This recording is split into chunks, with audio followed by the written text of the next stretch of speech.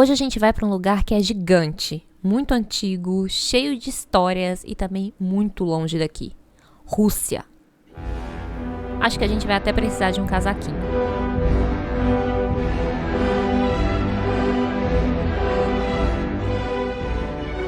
Só esse nome já consegue carregar um monte de imagens, né? O que vem na sua cabeça quando você pensa na Rússia? Frio, Putin, matrioska, vilão do James Bond, música clássica como essa que você está ouvindo agora, do Prokofiev. Ou você pensa em Tchaikovsky, grandes escritores como Tolstói, Dostoiévski, guerras, teatro, balé, União Soviética, leite condensado. Não, aposto que leite condensado não. Por isso a gente vai dar um pulinho de 19 minutos na terra de Ivan Drago, Anna Karenina, Natasha Romanoff, para tentar enxergar a Rússia de uma perspectiva bem particular, a de um brasileiro que vive lá há 5 anos. Oi gente, eu sou o Crisipo, eu moro na Rússia, eu vim estudar com o Partido Soviético como fazer a Revolução Socialista no Brasil, mas isso é segredo, tá? Oficialmente eu tô aqui estudando medicina. O entrevistado de hoje me contou um pouco do cotidiano dele e de como ele vê a influência da época da União Soviética na Rússia atual. Com as histórias de hoje eu quero tentar visualizar 2 recortes dentro de uma história que eu sei que é muito grande, muito extensa. Um retrato da Rússia pré-soviética e um da Rússia pós-soviética. A gente também vai ter a ajuda de um escritor para fazer isso. Eu sou a Aline Valek e você está ouvindo Obязательные глупости, traduzindo do russo, bobagens imperdíveis. Episódio de hoje, de Palmas para a Rússia.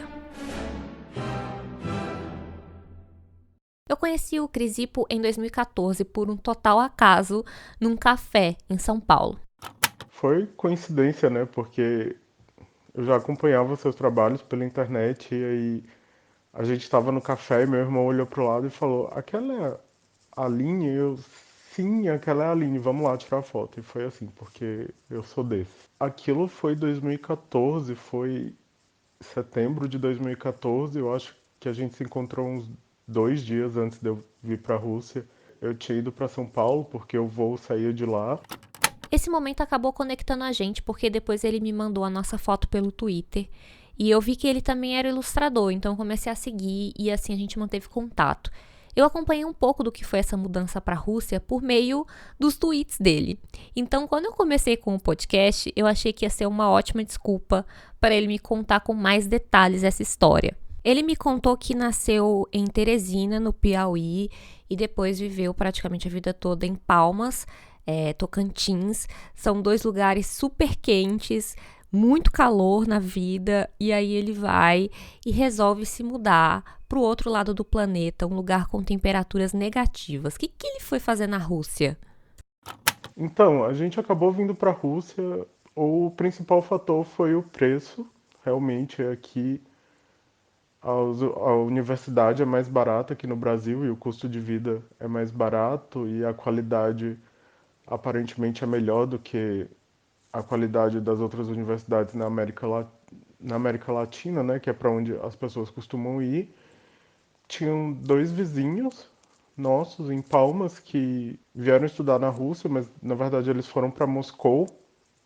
E a mãe deles conversou com minha mãe, e meu irmão estava nessa fase de vestibular e tal, e minha mãe pensou que era uma possibilidade.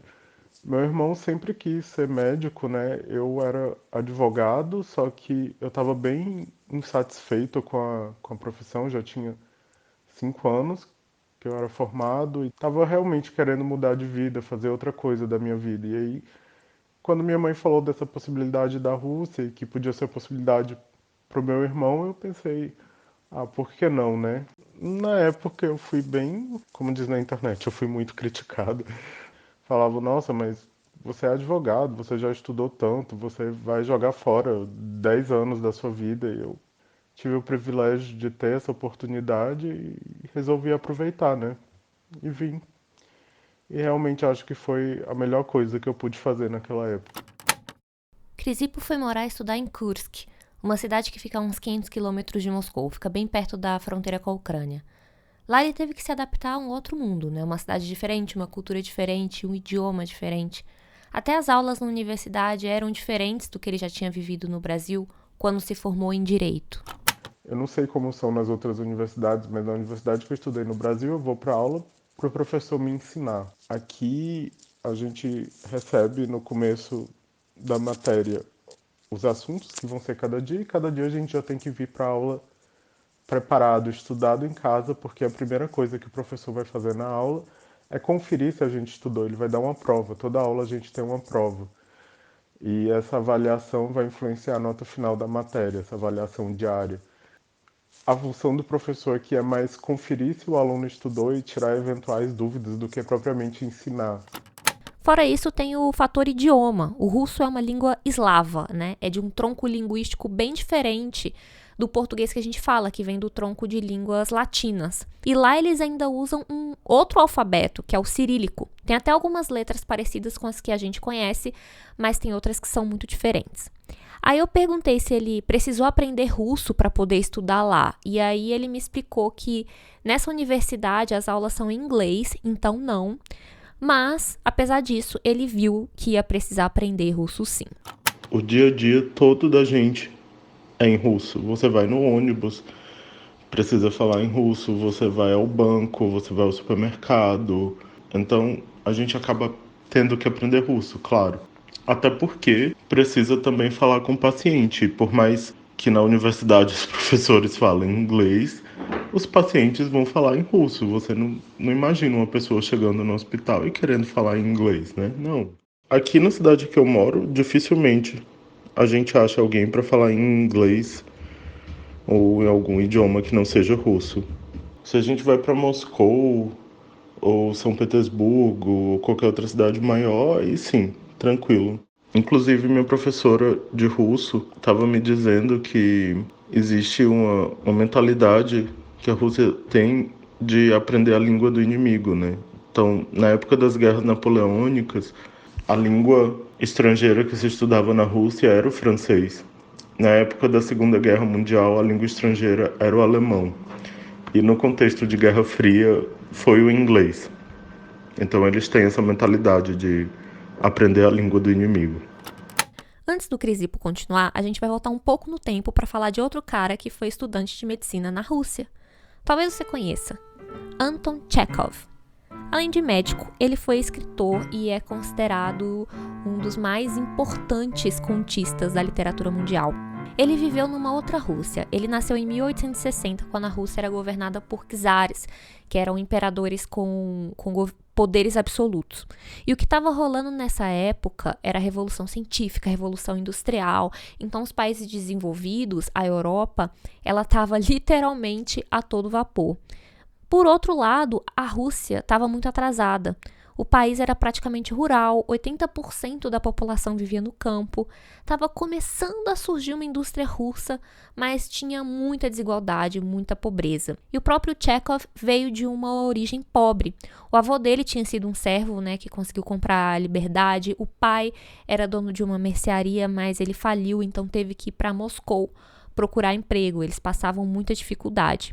Quando Chekhov tinha 19 anos, ele conseguiu uma bolsa para estudar medicina e foi na faculdade que ele começou a escrever contos que ele vendia para revistas, porque ele precisava ganhar dinheiro, mas ele escrevia muito bem. E nas histórias ele trazia a medicina também como tema. Ele escrevia personagens que eram estudantes de medicina, médicos. Tem um texto ótimo do Moacir Scliar, eu vou deixar o link na descrição, contando que o Tolstói achava que a medicina atrapalhava a carreira de escritor do Chekhov.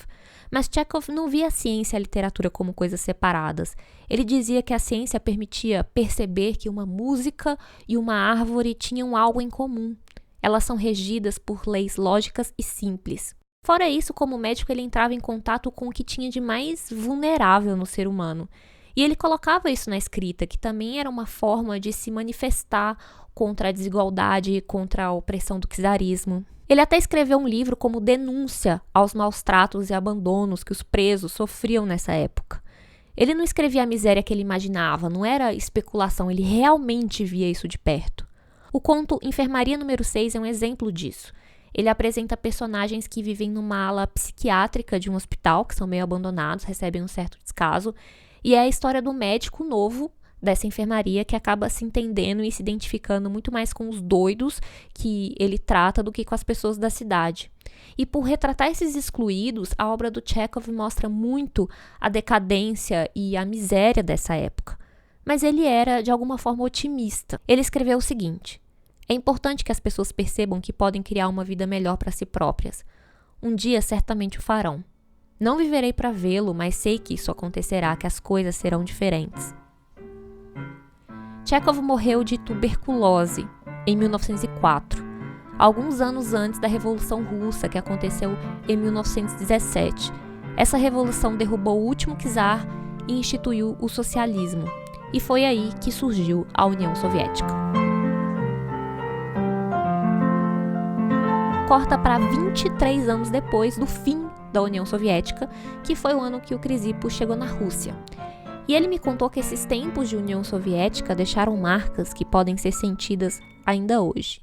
Por exemplo, meu namorado, ele não é tão mais velho do que eu e ele nasceu na época da União Soviética. Inclusive, uma vez a gente estava numa loja de souvenirs, eu, ele e umas amigas minhas, e ele me chamou no canto e falou: olha, só gosta da União Soviética e desses símbolos quem nunca ficou numa fila para comprar comida. Eu não esqueço nunca de uma paciente no hospital. Ela já era idosa e estava se recuperando de um problema no coração e a gente precisava avaliar o estado dela. E quando o meu colega perguntou como estava o apetite, se ela estava conseguindo se alimentar direitinho, ela respondeu: ah, meu filho, eu tive na Segunda Guerra Mundial. Eu como de tudo, não tenho problema com apetite. Isso de estar se preparando para a guerra é tão distante para a gente do Brasil e para eles é muito comum. Por exemplo, todos os cursos superiores, não importa a área, têm um ano de primeiros socorros, onde eles vão aprender a fazer ressuscitação cardiopulmonar, vão aprender a aplicar injeção, fazer sutura, cuidados básicos, não importa a área. Então você acha que vai fazer matemática para correr de saúde, mas você vai ter um ano disso. Minha professora também estava contando que na época da União Soviética todas as meninas saíam do ensino médio com diploma de enfermeira. Elas tinham aulas extras especiais e quando elas terminavam o ensino médio já terminavam enfermeiras. Minha professora de russo, ela estava falando que nós brasileiros somos muito acostumados com conforto e que nos nossos apartamentos e casas era comum ter 2 banheiros, 3, um quarto com banheiro, e isso absolutamente não é comum aqui. Os apartamentos vão ter, via de regra, um banheiro, e é isso aí. Os apartamentos aqui, um banheiro, ele é dividido em 2 cômodos. Tem o cômodo com o toalete, né, o vaso, e um outro cômodo que tem a pia, o chuveiro, a banheira. E eu acho que isso vem da época soviética, porque isso é muito característico de casas com muita gente. A Rússia ganhou bastante espaço na mídia brasileira em 2014 com as Olimpíadas e depois com a Copa do Mundo de Futebol em 2018. E um dos assuntos que se falava muito nessa época era sobre a LGBTfobia na Rússia, até alertando turistas, principalmente pessoas LGBT, a tomarem cuidado, porque rola violência, intolerância, e tem uma lei assinada em 2013 que proíbe, entre aspas, propaganda gay. Eu pedi pro Chrysippos me contar a experiência dele e se ele vê diferenças com a intolerância que rola no Brasil, porque aqui também não é um dos países mais seguros e amigáveis para as pessoas LGBT. Que a gente pode separar em 2 grupos, a homofobia da população e a homofobia do Estado/governo. O grupo de homofobia da população, eu sinto aqui a mesma que eu sentia no Brasil. Sempre morei ou no Tocantins ou no Piauí, e são estados onde a homofobia é extremamente presente. Eu nunca pude, por exemplo, andar de mãos dadas, beijar em público, sempre muito medo da violência, e é o mesmo medo que eu tenho aqui. Mas na população jovem, eu sinto o mesmo nível de aceitação da população jovem no Brasil. E aqui a gente usa aplicativos, vários aplicativos de encontro, todos eles cheios de gente. Tem bares gays, boates. Então, tem uma vida gay razoavelmente parecida com a do Brasil. No ponto Estado, é mais complicado porque aqui o Estado é homofóbico e no Brasil tenta não ser. No Brasil nós temos permissão para casamento, nós temos essas facilidades da vida. Então aqui eles têm essa lei que criminaliza a propaganda LGBTQ, porque a Rússia está passando por esse momento de crise na natalidade, uma contração muito grande nas taxas de natalidade, e eles acreditam que os gays são responsáveis negativamente por isso. Então, não se pode fazer propaganda desse estilo de vida, em especial para crianças, o que é ridículo. Qualquer material voltado para o público LGBTQ seja classificado como permitido apenas para maiores de 18 anos. Não importa se pornográfico ou não, é voltado para esse público, é para maiores de 18 anos. Mas eles não dizem exatamente o que é essa propaganda. Então aqui, por exemplo, passou no cinema o filme Carol, passou o filme Me Chame Pelo Seu Nome. Fica complicado a gente saber o que é o que não é propaganda, porque filmes lésbicos, filme gay e não é propaganda, mas aí de repente uma manifestação individual de uma pessoa pode ser considerada propaganda, e aí é complicado. Quando a gente olha de perto, a gente enxerga as diferenças, mas também começa a perceber as semelhanças. E um outro ponto onde o Crisipo encontrou algo convergente entre Brasil e Rússia foi na comida. Aqui na culinária russa, um prato tradicional é o blini, que é uma panqueca fininha, igual a panqueca que minha mãe sempre fez no Brasil. É um prato tradicionalíssimo aqui. Eles também gostam muito de leite condensado, igual a gente gosta no Brasil. Mas eu acho que no Brasil nós somos mais criativos, nós criamos N diferentes sobremesas com leite condensado, né? A gente vai fazer, sei lá, pudim de leite condensado, mousse, o brigadeiro. E aqui eles comem o leite condensado, por exemplo, com a panqueca. Eles fazem a panqueca e colocam o leite condensado simples por cima. Aqui eles colocam maionese em tudo, Aline. Da sopa ao sushi. Se no Brasil existe aquela discussão de pizza com ou sem ketchup, aqui nem é discussão. Tem pizzarias que já vêm com a maionese na pizza. Pelo menos é uma maionese muito gostosa. Eu adoro maionese. Eu realmente, desde criança, como maionese de colher escondido. E aí eu chego aqui na Rússia e a maionese é muito gostosa. Então eu engordei bastante no meu primeiro semestre aqui, porque eu sempre comprava maionese, e aqui eles têm maionese de 1 quilo no supermercado. Ah, falei de leite condensado, né? Lembrei que no supermercado eles têm um que eles chamam de leite condensado cozido, que nada mais é que aquele doce de leite que a gente faz no Brasil na panela de pressão, que pega a lata de leite condensado, cozinha na panela de pressão e vira um doce de leite. Aqui eles já vendem pronto no supermercado. E a latinha de leite condensado cozido. E aí é muito prático, né? Especialmente porque eu adoro doce de leite e aqui tem esse, sei lá, tipo doce de leite. Mata a saudade, mata.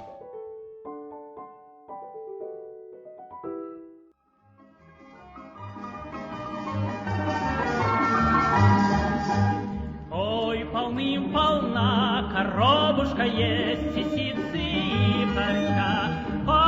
Se um sabor já consegue nos transportar um pouco para nossas origens, ouvir histórias também tem esse poder de nos transportar no tempo, de trazer para perto lugares que são muito distantes. Então eu agradeço demais ao Crisipo por ter me levado para a Rússia contando essas histórias. Obrigada também ao Andrei, que ajudou com a tradução do nome em Bobagens Imperdíveis para o russo. Eu espero que a minha pronúncia não tenha sido muito horrível, eu juro que fiz o meu melhor. E obrigada a você por ouvir. Eu vou adorar receber seus comentários por e-mail, nas minhas redes sociais. E você também pode contribuir com o meu trabalho fazendo uma doação em apoio.alinevalek.com.br. Meus apoiadores e apoiadoras são as pessoas que me ajudam a manter esse conteúdo aberto para mais pessoas ouvirem. Um beijo e até o próximo episódio de Bobagens Imperdíveis.